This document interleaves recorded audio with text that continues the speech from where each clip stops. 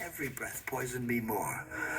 My chest tightened, and my heart suddenly felt as though it was being crushed. The last thing I remember was whispering a prayer to God, Shema Yisrael, Adonai Eloheinu, Adonai Echad. And then everything went dark. This wasn't just physical darkness. It was a void pulling my soul into the unknown. It was a darkness unlike my blindness, deeper, colder, and utterly silent. At that moment, I realized my journey had just begun. After losing consciousness, I found myself in a vast, undefined space.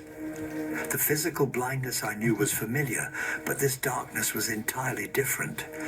It pierced my soul like a knife, cold and silent. I couldn't tell up from down. Was there ground beneath my feet, or was I falling? I wasn't sure. Shadows flitted about, moving endlessly. I could sense them approaching, but I couldn't discern who or what they were. Soon, the space changed. The grey darkness slowly turned red. This color awakened a sense of danger within me. The heat rose and breathing became more difficult. The shadows were no longer vague entities. I could see them more clearly. They had no faces, yet their whispered voices filled the air. Each word echoed in my mind like a ripple. I couldn't understand their exact meanings, but they carried an overwhelming sense of anger and disappointment. Suddenly I noticed my clothes were in tatters. I was left completely exposed, vulnerable and defenseless.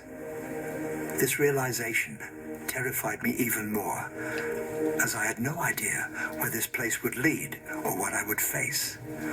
I was forced to walk forward, as if an unseen force was pushing or pulling me. I tried to resist, but it was futile. My feet moved against my will. Ahead of me stood massive, ominous doors. Each bore different inscriptions: Muslims, Buddhists, Christians, and others. The doors vibrated menacingly, as though charged with energy from within. Behind each door lay darkness and flames. But what terrified me most was that I stopped abruptly before the door labeled Children of Israel. I was being pulled toward the door. I struggled with all my might, but I couldn't move. The door opened on its own, and the deep darkness engulfed me. The sounds beyond the door filled me with dread. Screams, groans, wails. These were human voices, but their pain was beyond description. As I passed through the door, a wave of heat engulfed my entire being. A deep ache settled in my soul.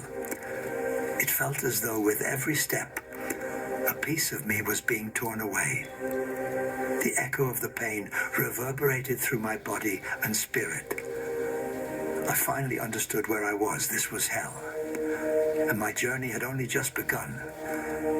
Beyond the door, a terrifying sight appeared before me.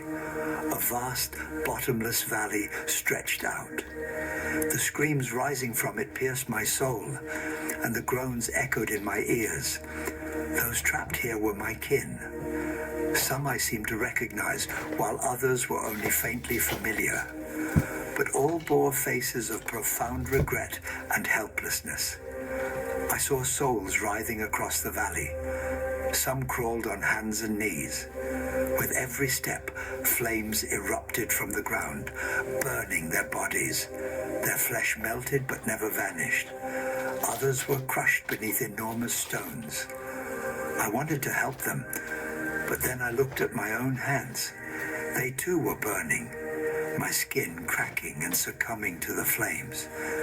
I could do nothing but watch. As I moved forward, the valley became even more horrifying. Massive burning pillars rose in the depths. These pillars symbolized the powers and wealth they had wielded in life. They stood amidst them, stripped of any authority. Figures I had heard of in history appeared.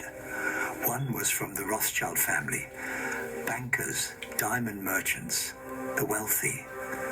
They were the ones who prioritized greed over the well-being of their people. One approached me, eyes hollow and surrounded by flames. Their voice was hoarse and trembling. We were God's people, but we took his grace for granted. We saw ourselves as superior. Instead of helping our people, we took pride in our wealth. Now see, God's justice is real. It wasn't just the wealthy. Religious leaders who had abused their power, false prophets, and corrupt authorities were among them. Rabbis in their robes burned